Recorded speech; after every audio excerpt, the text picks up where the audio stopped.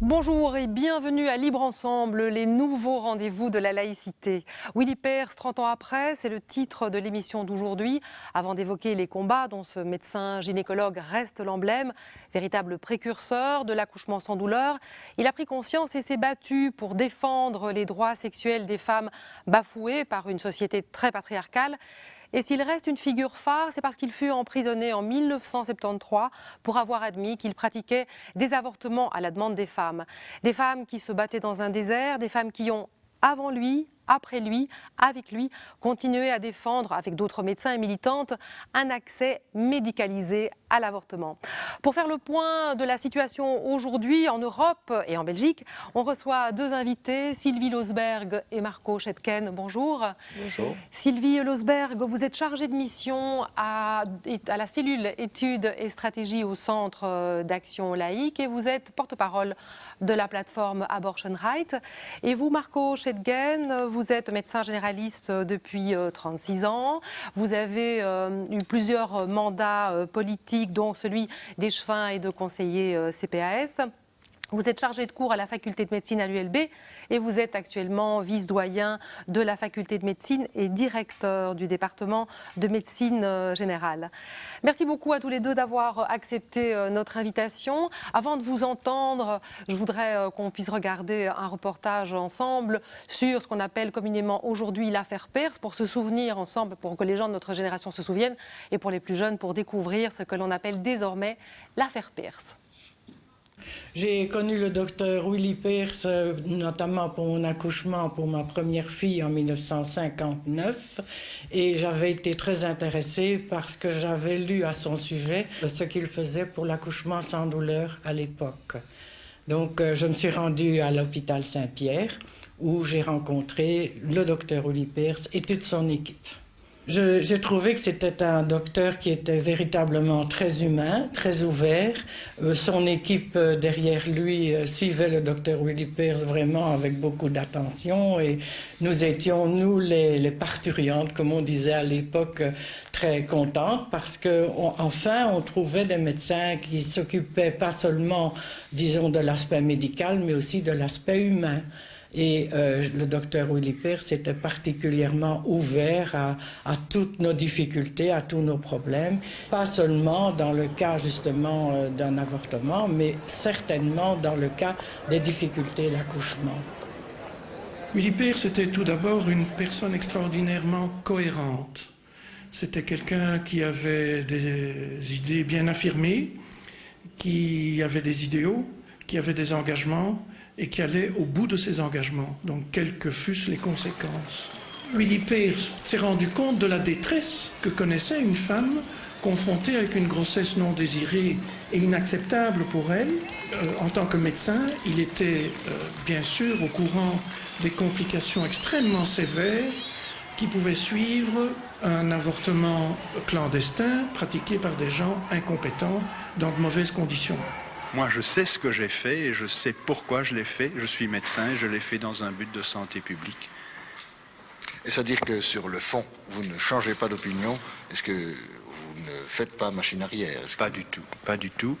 Je considère que mon devoir de médecin est de maintenir les opinions que j'ai toujours défendues. C'est que nous nous trouvions devant des situations où légitimement le médecin n'avait pas à se défiler, où il avait à prendre en conscience ses responsabilités. Je crois que nous ne pouvons absolument pas modifier cette position, faute de commettre une erreur médicale. Le docteur Willy Peers a pris en considération vraiment la condition féminine de l'époque à tout point de vue, pas seulement, disons, au niveau médical, mais aussi au niveau social et au niveau humain particulièrement.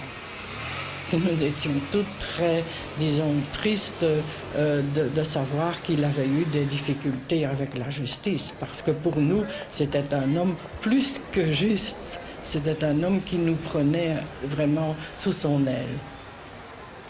On pourrait préciser que ces avortements qu'il pratiquait, il en avait fait plusieurs centaines avant d'être arrêté, n'étaient pas clandestins, puisqu'il affirmait les faire. Je peux aujourd'hui vous assurer que ça ira beaucoup plus vite que je ne pouvais le penser il y a 2 mois. Pour la bonne et simple raison que 250 000 personnes, au moins, dans ce pays ont exprimé un avis, et je crois que je peux multiplier, je ne sais pas par quel chiffre, mais ça doit faire beaucoup de gens qui, dans ce pays, ont pris conscience du problème sans s'en cacher. Il a été une figure de proue du combat de l'avortement. Si Willie Pierce n'avait pas fait cela, eh bien, non seulement la dépénalisation de l'avortement se serait produite plus tard, mais très probablement le débat qui a eu lieu autour de la question de l'euthanasie n'aurait pas été aussi serein qu'il l'a été. Les passes d'armes avaient déjà eu lieu lors du combat pour l'avortement. Et dernièrement, autre grande avancée en matière de droits humains, c'est la possibilité pour les homosexuels actuellement de se marier, de se manifester ouvertement. Je crois que tout cela peut s'inscrire comme conséquence de l'action d'un homme seul qui a eu le courage de ses convictions. Je voudrais d'abord lui dire merci pour tout ce qu'il a fait pour la condition féminine. Il fait partie des personnes qui ont lancé l'accouchement sans douleur, qui ont lancé la contraception féminine et qui a lancé tout ce qui consistait à aider la femme et dans sa vie de mère et dans sa vie d'épouse et dans sa vie sexuelle. Et ça c'était tout à fait novateur et merci à lui. Marco Schettgen, j'imagine que ces images ont un écho particulier, n'est-ce pas, pour vous, parce que vous étiez jeune étudiant à l'époque, vous avez vécu ça de près? Oui, j'étais étudiant en 3e année de médecine à l'époque, et je me souviens très très bien de l'émotion que nous avions à l'époque. Toute la faculté de médecine était très engagée, il y avait une grève de la faim qui s'était organisée autour d'une dizaine d'étudiants à l'époque. Et je faisais partie du comité d'accompagnement et de soutien de cette grève. Et c'est vrai que ça a été un moment très très fort. Nous prenions conscience finalement que l'avortement était quelque chose qui était considéré encore légalement comme interdit.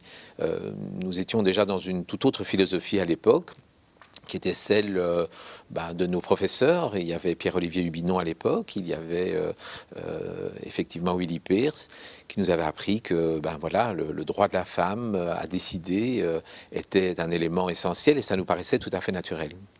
Très bien. J'ai ici une brochure entre les mains. C'est vous qui l'avez publiée, Sylvie Losberg, pour le Centre d'Action Laïque. Vous pointez plusieurs problématiques et l'une d'entre elles serait celle d'une possible pénurie de médecins qui ne sont pas formés à la pratique de l'IVG. Est-ce que j'ai bien compris? Oui, alors pour rebondir sur ce que Marco disait, il est clair que l'action de Willie Pierce et le militantisme des femmes de l'époque ont permis à toute une génération de médecins de prendre conscience de cette problématique et de s'investir personnellement dans leur travail pour pratiquer des avortements, majoritairement en centre extra-hospitalier en Belgique, mais il y en a aussi dans les hôpitaux. Et ce qu'on remarque aujourd'hui, c'est que ces médecins de centres extra-hospitaliers ont pour plus de la moitié 55 ans et plus. Et que donc il y a un problème de relève, je pense, d'une part par rapport à la formation des médecins, mais ça je pense que Marco pourra en parler en tant que vice-doyen de la fac de médecine, mais aussi de prise de conscience de cette médecine sociale, cette médecine de proximité qui doit être là où les personnes se trouvent. Et évidemment, quand on travaille en centre de planning, on ne gagne pas la même chose que quand on est en cabinet privé, par exemple. Et donc, je crois qu'il y a à la fois la question technique de l'éducation, de la formation des médecins, mais il y a aussi la sensibilisation des médecins à cette médecine sociale, je crois, oui. Et précisément, Marco Schettgen, comment pourriez-vous expliquer justement le manque de formation en faculté de médecine à la pratique de l'avortement?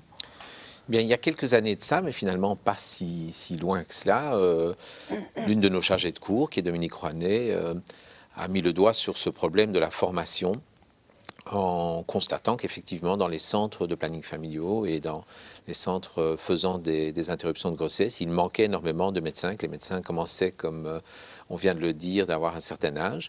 Et donc nous avons mis en place une formation qui commence dès le 4e master, donc dès la dernière année dans la filière médecine générale et qui continue pendant la spécialisation de médecine générale, formant des gens à la fois au planning familial et à l'interruption de grossesse. Nous espérons évidemment que cette formation, qui d'ailleurs est suivie chaque année de plus en plus, permettra d'avoir à nouveau des médecins qui pourront travailler sur le terrain dans les centres extra-hospitaliers.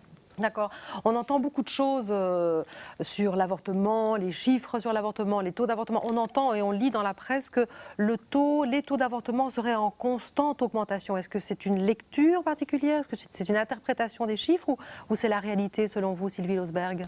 Les chiffres sont publiés tous les 2 ans puisque la Commission nationale d'évaluation de l'avortement fait rapport au Sénat. Dans les derniers chiffres publiés, et ça vaut depuis le début en fait, le taux d'avortement est stable en Belgique. On tourne, je veux dire en chiffres, entre 18 000 et 20 000 avortements par an. Et il n'y a pas de contestation de ces chiffres. Maintenant, la presse se saisit toujours de ce rapport pour l'interpréter. Et c'est vrai que ces dernières années, on pointe souvent le fait qu'il y a de plus en plus de jeunes qui avortent, ce que les chiffres démentent tout à fait. L'âge moyen d'avortement pour les femmes en Belgique, c'est entre 27 et 28 ans. Alors il y a évidemment 2500 à peu près jeunes femmes de 14 à 19 ans qui avortent chaque année. En dessous de 14 ans, c'est tout à fait limité. Je pense que c'est 70 avortements par an pour des jeunes filles de 14 ans. Donc il n'y a pas du tout de progression ni de problème d'une augmentation des chiffres de l'avortement. Les chiffres sont toujours stables, mais évidemment toujours par rapport au nombre de femmes en âge de procréer. Parce que la population augmente, donc le chiffre absolu augmente aussi. Mais il faut voir entre 14 et 45 ans, qui est l'âge de fécondité moyen chez les femmes, voilà, le taux reste toujours stable. Oui. On avait dit qu'on allait faire un survol de la situation en Belgique, mais aussi en Europe. En Europe, il y a 4 pays, je pense, qui punissent encore l'avortement. La Pologne, l'Irlande, Chypre, Malte. Est-ce que c'est un problème européen, l'avortement? Qui a envie de répondre?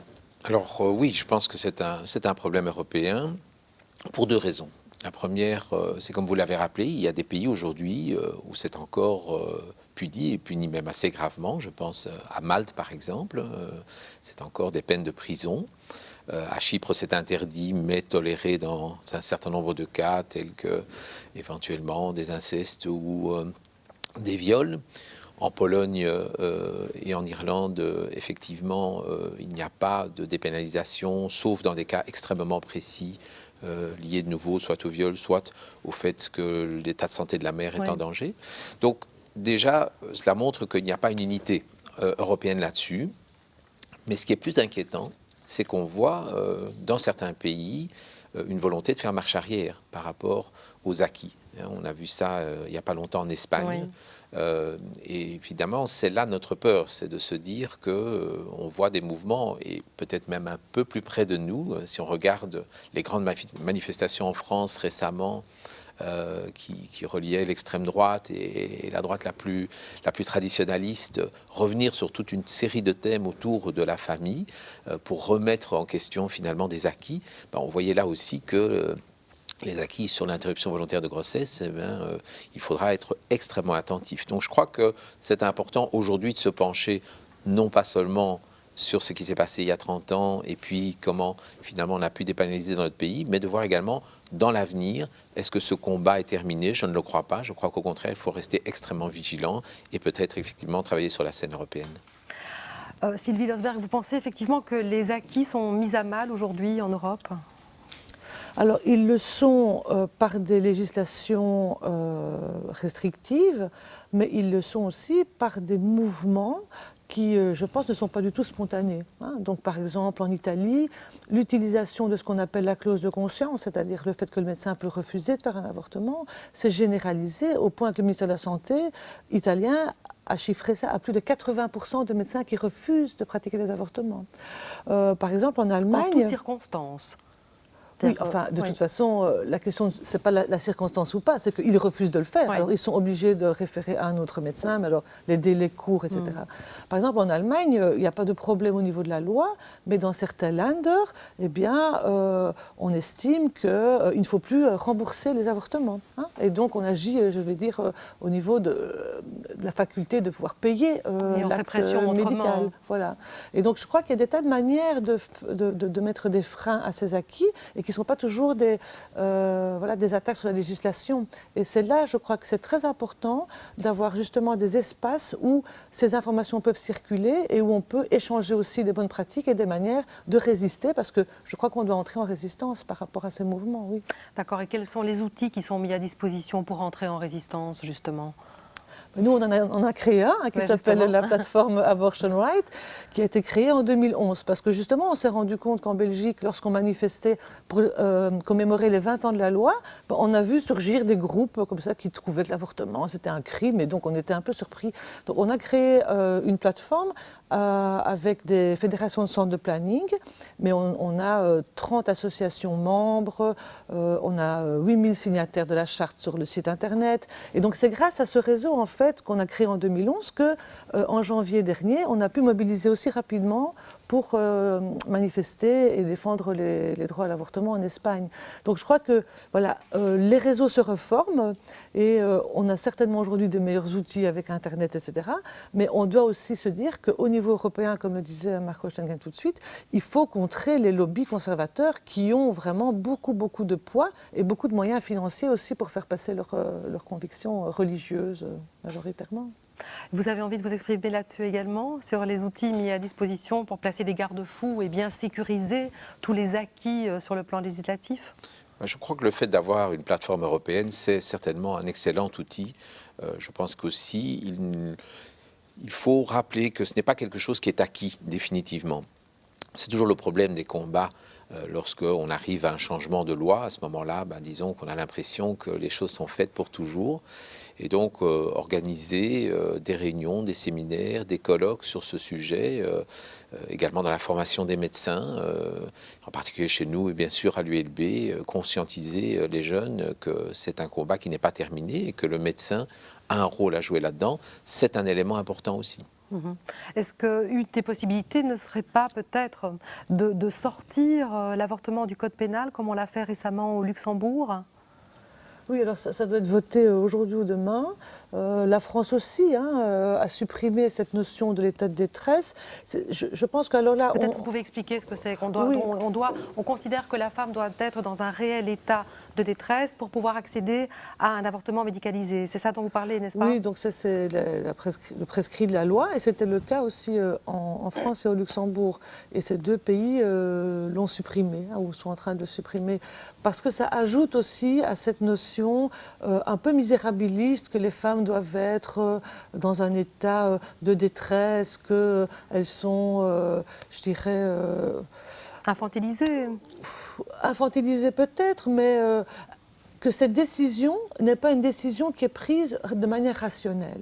Donc l'état de détresse, c'est quand même, voilà, on fait appel à quelqu'un d'autre. Et en fait, les femmes décident elles-mêmes. Hein, et c'était ce qui était revendiqué dans les années 70. Et effectivement, la revendication que ce ne soit plus inscrit comme un crime et un délit dans le code pénal, c'était une revendication de l'époque de Willy Peers. Donc aujourd'hui, on peut se poser la question si effectivement la Belgique ne pourrait pas s'inspirer de l'exemple luxembourgeois. Oui, oui, parce qu'on a l'impression qu'il y a un petit décalage entre l'évolution des mentalités et puis la loi qui ne suit pas.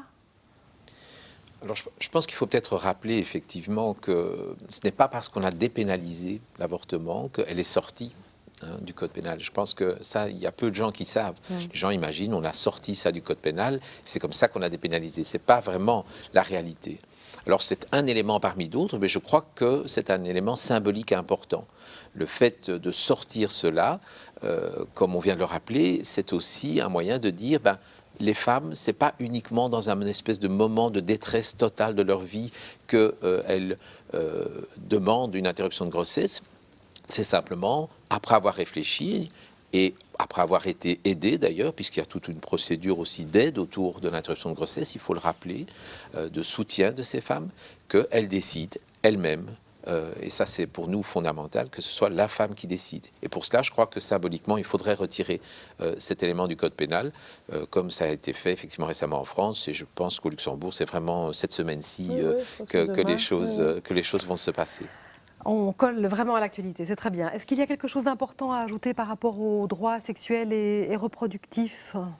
Sylvie Losberg. Dans le prolongement de ce qu'on vient de dire, il est clair qu'il y a une stigmatisation des femmes qui avortent en Belgique et qu'il y a une campagne, par exemple, qui a été lancée par des partenaires de la plateforme pour demander aux femmes, voilà, on va vous prendre en photo et vous pouvez dire, voilà, moi j'ai avorté. Et donc c'est une campagne qui vise à lutter contre cette stigmatisation. Et je pense que c'est quand même important de rappeler que les femmes ont beaucoup de difficultés à s'assumer comme femme ayant avorté aujourd'hui. C'est encore très mal vu, c'est considéré comme un échec en fait, comme une erreur, comme un échec. Est-ce que vous pensez que ça peut avoir une incidence aussi justement sur les médecins qui ne veulent pas forcément pratiquer, puisqu'on voit que chez les femmes il y a quelque chose qui ne vient pas dans le fait d'assumer complètement et c'est ce que vous semblez dire, n'est-ce pas? Non, c'est pas chez les femmes, je pense que c'est la société qui garde un tabou sur la question. Voilà. Leur regard alors posé sur les femmes. Donc il faut lever le tabou. Et alors je pense aussi que il y a un problème d'égalité des femmes et des hommes sur cette question. Parce que alors c'est souvent un défaut de contraception, l'avortement. Et par exemple, la contraception masculine, on n'en parle jamais. Oui, donc vrai. je pense que là, il y a des tas de champs à ouvrir pour que cette égalité puisse être portée par une société progressiste et qui considère qu'un homme vaut une femme et que il n'y a pas de... Il n'y a pas de décalage ni d'infériorisation de l'une par rapport à l'autre. D'accord. Mais puisqu'on parlait de ce regard porté sur les femmes qui peut être encore un peu aujourd'hui discriminatoire, est-ce que vous pensez que des jeunes médecins peuvent avoir peur de ce même regard que jetterait la société sur eux si jamais ils étaient vraiment spécialisés et prenaient cette direction d'une médecine très orientée vers la pratique de l'IVG dans des conditions parfaitement médicalisées? Alors je pense qu'effectivement, nous voyons cela. Ce sont des mentalités qui ne sont pas acquises à tout jamais depuis la dépénalisation. C'est clair que cela demande de la discussion, ça demande effectivement d'y travailler avec eux, non pas pour leur imposer une idée, mais justement pour qu'ils comprennent qu'il y a là une aide médicale réelle face à des femmes qui souhaitent une interruption de grossesse et qui ont droit à partir du moment où ils le souhaitent. Et je pense qu'il y a des différences d'une université à l'autre. Alors je ne dis pas du tout aujourd'hui on pratique des interruptions de grossesse dans toutes les universités, cela va de soi, mais je pense que le regard n'est pas tout à fait le même d'une université à l'autre. Ça reste quand même un peu plus tabou d'un côté que de l'autre. Je pense que ça, ce sont des choses qu'on pourrait changer aussi dans l'avenir. D'accord. Vous êtes d'accord avec cette analyse, Sylvie Losberg? Oui, et alors je pense qu'il y a aussi une question qui est très importante et très pratique, c'est que l'accès à l'avortement n'est pas égal suivant la région dans laquelle on habite. Par exemple, à Bruxelles, il y a pas mal de planning, mais si vous allez dans la province de Luxembourg, c'est beaucoup plus compliqué, et qui est une province qui est déjà plus conservatrice au niveau politique. Et il faut des médecins un peu partout. C'est une médecine de proximité. Je veux dire, il ne faut pas que les femmes doivent faire 300 km pour avoir un avortement. D'accord. Et je crois que ça, c'est aussi une question qu'on pourrait peut-être travailler avec justement les facs de médecine, etc. Les médecins sont tenus au secret, même pour les mineurs. C'est-à-dire que la mineure n'a pas besoin, je sais que c'est dans les chiffres, c'est vraiment minoritaire, les toutes jeunes femmes qui avortent, mais le médecin est tenu au secret, n'est-ce pas? Il ne faut plus de... Tout à fait. Donc il y a un secret médical complet vis-à-vis des mineurs qui demandent une interruption de grossesse. Et donc ça, c'est un élément très très important qu'il faudra rappeler aussi, qu'on essaie de rappeler aussi lorsqu'on fait de l'éducation sexuelle dans les écoles. C'est un élément assez fondamental. Il y a une exception théorique, c'est que si c'est accompagné, ce qui n'est pratiquement jamais le cas, mais si c'était accompagné d'une anesthésie et considéré dès lors comme un acte chirurgical, théoriquement, à ce moment-là, le médecin devrait tenir au courant les parents et avoir leur permission. Mais en ce qui concerne l'interruption de grossesse, comme elle se pratique en Belgique, que ce soit dans les centres extra-hospitaliers, ce qui est la grande majorité, et dans les centres hospitaliers, il n'y a pas de doute, le secret médical est total vis-à-vis de ces mineurs. D'accord. Vous parliez tout à l'heure des actions, de la communication, de comment bien utiliser tous les réseaux. Vous avez envie de dire un mot sur le colloque qui se prépare à Erasme? Je vais en parler dans l'agenda, mais si vous voulez vous exprimer là-dessus. Oui, donc nous organisons effectivement samedi prochain, pardon, le 29. En fait, dimanche, c'est le jour qui sera les 30 ans justement de la disparition de Willy Pearce. Donc à cette occasion-là, il y a un colloque qui est organisé. Nous avons voulu que ce soit un colloque qui ne soit pas uniquement une vision du passé, qui rappelle bien sûr qui était Willy Pearce. Il y aura une exposition sur sa vie, mais également tout ce qui tourne autour du combat pour la dépénalisation. Une expo photo ? Une expo photo, effectivement. Et puis tout au long de la journée, il y aura des exposés, et en particulier dans l'idée, effectivement, de voir un petit peu ce qui se passe au niveau européen.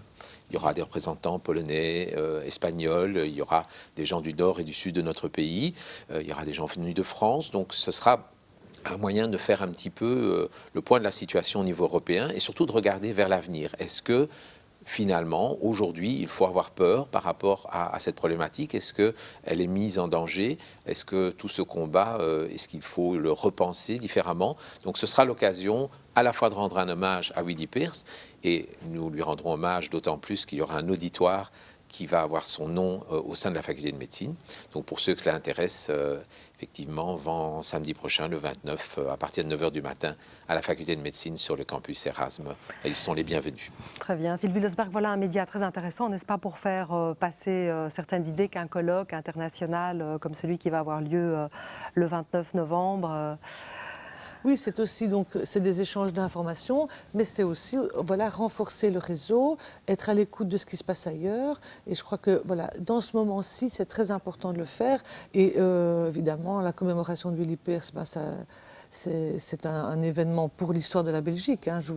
Vous savez à quel point l'avortement était un moment essentiel, notamment lors du vote de la loi en Belgique. Et donc je crois que voilà, il faut en parler.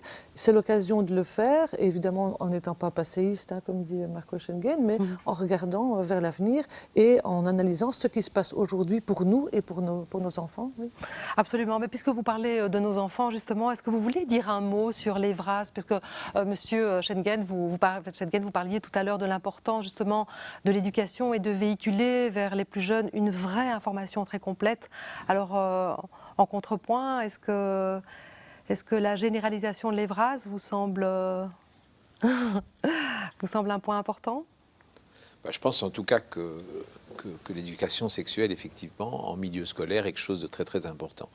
Ça va de soi, c'est le lieu où tous les enfants, tous les adolescents se rendent, où ils sont égaux également dans le cadre de cette information.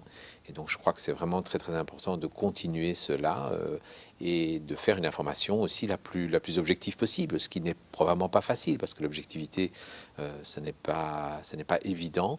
Mais je crois qu'ouvrir l'esprit de ces jeunes, leur permettre effectivement, eux, de prendre position par rapport à leur sexualité, par rapport à des sujets qui tournent autour de cette sexualité, je crois que c'est vraiment fondamental.